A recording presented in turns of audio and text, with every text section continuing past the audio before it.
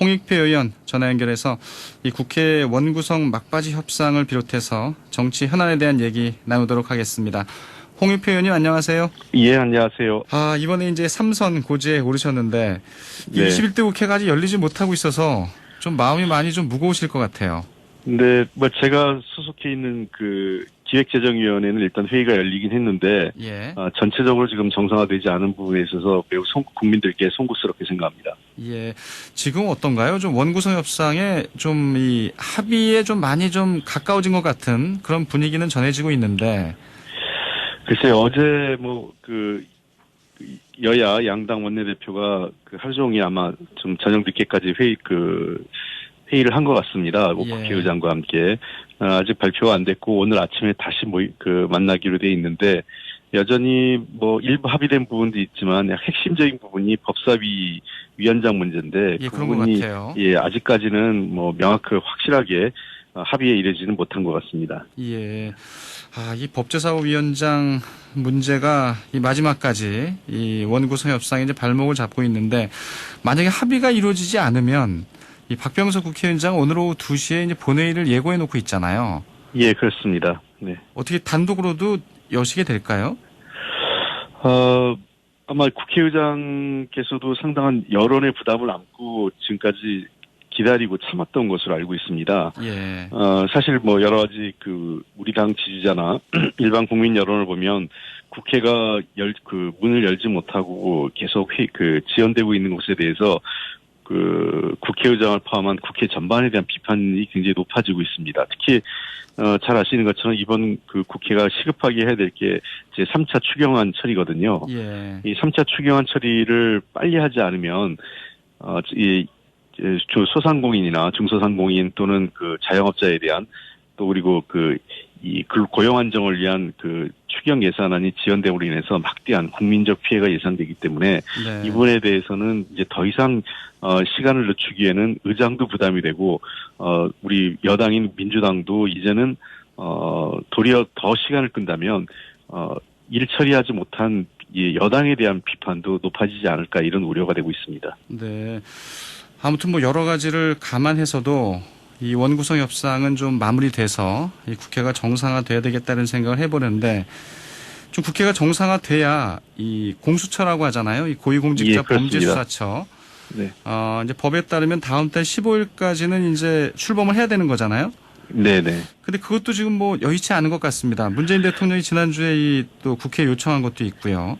네, 관련해서 공수처장 이제 추천 문제가 있는데. 그렇죠. 이 문제를 야당이 협조하지 않는다면 상당히 이제 곤란한 상황에 처할 수도 있는데, 결국은 지금 전체 위원 7명 중에 6명의 찬성이 있어야 되거든요. 근데 예. 야당 추천 몫이 2명 있기 때문에 사실상 야당이 공수처장에 대한 일종의 비토권을 가지고 있는 것입니다. 거부할 수 있는 권한이요. 네. 그런 측면에서 야당 측이 무한정으로 일종의 국정 발목 잡기 차원에서 공수처의 정상적인 출범을 가로막는 차원에서 무한정 비토만을 반복한다면 상당히 어려움을 초래할 수도 있다 이런 생각을 갖고 있습니다. 예. 그러니까 이 후보 추천위원이 7분인데 네. 그중에 6명의 찬성이 있어야 하고 야당 추천 몫의 2분의 찬성도 반드시 필요한 거네요. 그러니까 최소한 2명 중에 1분의 찬성은 있어야 되는 거죠. 만약에 이제 여당과 대법원장 등도 이렇게 추천 몫이 있기 때문에 예. 그분들의 동의가 7명 중에 5명이 찬성한다 하더라도 야당이 추천한 분이 2분이 있지 않습니까? 네. 2분이 어떤 야당과 합의해서 반대해버리면 상당히 어려움을 처리할 수 있는 거죠. 네.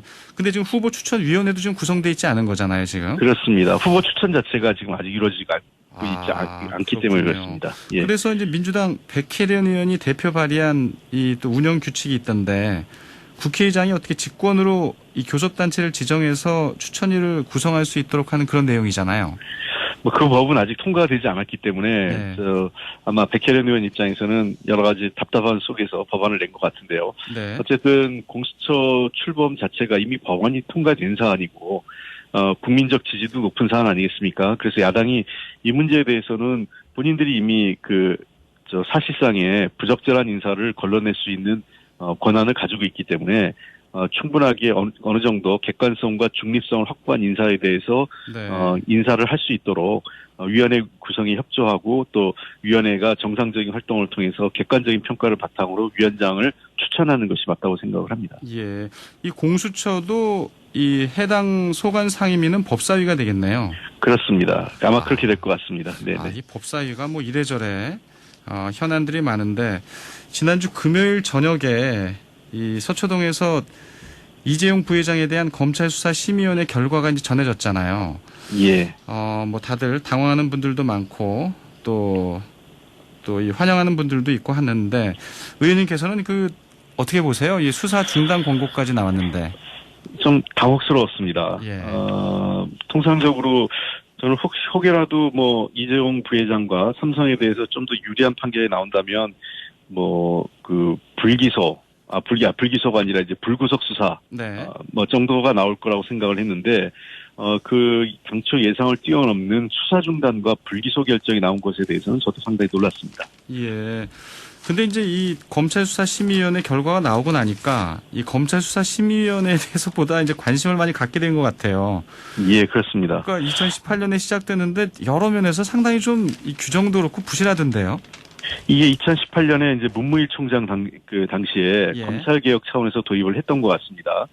보니까 이제 국민적 관심 사안이 높거나 기관 간의 이견이 큰 사안에 대해서 사회 전문가들의 의견을 보겠다는 건데 예. 이거는 일종의 이제 검찰이 그동안 수사와 기소를 독점하면서 발생하는 여러 가지 문제점을 보완하기 위한 제도 도입인 것 같거든요. 네. 근데 이제 검찰 수사심의위원회가 대략 사회 각계각층의 전문가 단체로부터 추천을 받아서 위촉하는데 명단 구성에 대해서는 우리가 알고 있지 못합니다. 누가 명단 위원이 있는지요. 예. 150명에서 250명 정도로 구성해야 된다라는 위원회 관련 규정만 있고 그 위원 중에서 일부를 이제 랜덤 방식, 무작위 추출 방식으로 해서 사안마다 위원회를 별도로 구성을 해서 의견을 묻는데 이번 같은 경우에도 지금 15 분이 있는데 13분이 참석을 했다는 거 아니겠어요? 그렇죠. 그래서 13명 중에서 10분이 수사 중단과 불기소 의견을 낸 거거든요.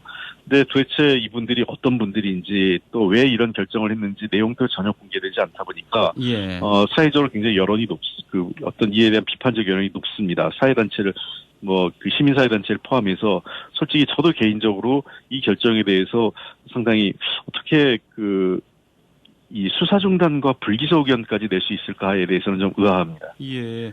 아니 그러니까 어떻게 보면 이 국민들의 여론을 전하는 게 이제 검찰수사심의위원회인데 네. 거기에 어떤 분들이 참여하게 되는지도 전혀 알려지지 않고 깜깜이로 있다가 네. 물론 이제 로비 가능성 때문에 이 회의 직전에야 이제 공개한다는 게 또 이제 원칙이라고 하던데 아무튼 그렇다 보니까 이제 오늘 조간신문에 보면 상상히 그동안 삼성을 옹호해온 인물이 옹호해온 분이 이제 이 수사심의위원회에 포함돼서 논의를 주도한 것으로 이렇게 네. 또 전해지고 있고요. 아무튼 이 수사심의위원회 운영 부분은 좀 많이 좀 바꿔야 되지 않을까 싶은데요. 네. 이번에 상당히 큰 문제점이 드러났는데 사실상 전문가 집단 제가 꼭 이번에 검찰 수사심의위원회만 그런 게 아니라 예. 각종 정부나 또는 이런 이 정보기관 또는 법원 또 국회 이 위원회에 추천을 받은 전문가 집단이라는 게 굉장히 빛과 양이 그림자가 다 동시에 존재합니다. 왜 그러냐면 첫째는 전문가라는 측면에서 그분들의 어떤 전문적인 식견이나 또는 의견을 듣는 것도 매우 중요하다. 이게 국민의 의견을 전체 의견을 들을 수 없기 때문에 전문가의 의견을 듣는 것이 필요한 부분도 있습니다만 예. 상대적으로 전문가라는 것이 사실상 이해관계 집단하고 특수한 관계 있을 가능성이 매우 높습니다. 그렇더라고요. 예. 예를 들면 이제 경제학과 교수일 경우에는 상대적으로 예를 들면 정경련이라든지 어떤 기업연합단체하고의 여러 가지 용역 과제라든지 그분들하고 특수한 관계가 인적 네트워크가 이미 존재할 가능성이 높고요. 네.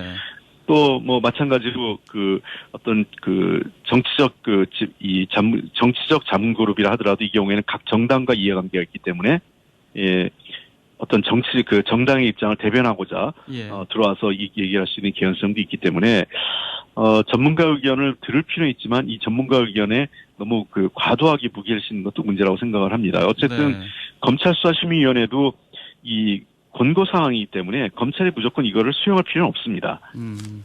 그러니까 물론 지금까지 문무일 총장 이후에 8차례 회의가 열렸는데 다 받아들였더라고요. 예, 대체로 수용을 했거든요. 예. 근데 그동안 문제가 없었던 거는 이 정도 중요한 사안도 아니었고 심의위원회 결정이 국민적 여론과 어느 정도는 부합하는 정도였기 때문에 수용에 큰 문제가 없었지만 이번에는 검찰수사심의위원회 결정이 국민적 여론과 지금 정면으로 충돌하고 있기 때문에 그렇죠. 이 부분에 대해서는 검찰이 좀 더 신중하게 권고 사항을 그대로 수용하는 게 아니라 권고는 권고일 뿐이기 때문에 이 부분에 대해서는 국민적 여론을 좀 더 들으면서 판단해야 될 거라고 생각을 합니다. 잘 아시는 것처럼 이 사안 자체가 매우 중요한 사실상 박근혜 정부 당시에 최순실 권력농단과 매우 직접적으로 연결되어 있는 사건이고요.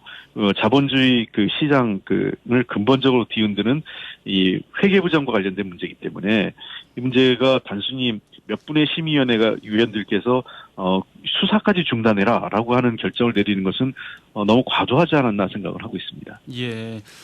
그리고 또 수사심의위원회에서 어떤 얘기를 나누셨는지 회의록에 대한 작성 규정도 없다고 하더라고요. 그렇습니다. 이 내용 자체 물론 이분들이 왜냐면 회의 내용이 공개되면 자유롭게 발언을 못한다라고 해서 회의록 자체를 준비하지 않는 것 같은데 네. 저는 반대로 생각을 합니다. 이 정도 매우 중요한 사건을 결정하는 기구이기 때문에 이분들이 자신의 발언에 대해서 책임을 져야 된다고 생각을 합니다. 발언과 결정에 대해서. 네. 그러니까 이 자신이 한 회의석상에서 한 발언이나 결정 사항이 합당한 건지 그다음에 이 상황에 어떤 문제점이 없었는지에서 자기 발언에 책임질 수 있는 게 훨씬 더 중요하지 않나 생각을 합니다. 알겠습니다. 아무튼 이 수사심의위원회 운영 지침, 이 대검찰청 예규로 있던데요. 이 지침도 좀 바꿔야 될 것 같다는 생각을 해보고요. 네네. 예. 그리고 최근에 역시 서초동이 워낙 주목을 받고 있어서 그런데 이 한명숙 전 총리 사건도 그렇고 이른바 이제 검언 유착 의혹 사건도 그렇고 이 추미애 법무부 장관과 윤석열 검찰총장의 좀 이 갈등처럼 비춰지는 부분들, 이 부분에 대한 의견들이 많이 나오잖아요. 예. 좀 어떻게 생각하세요? 글쎄요, 하여간 대통령께서도 지적을 하셨고 법무부 장관과 검찰총장은 사실은 함께 협조해가면서 해야 될 일이 훨씬 많은 분들입니다. 예.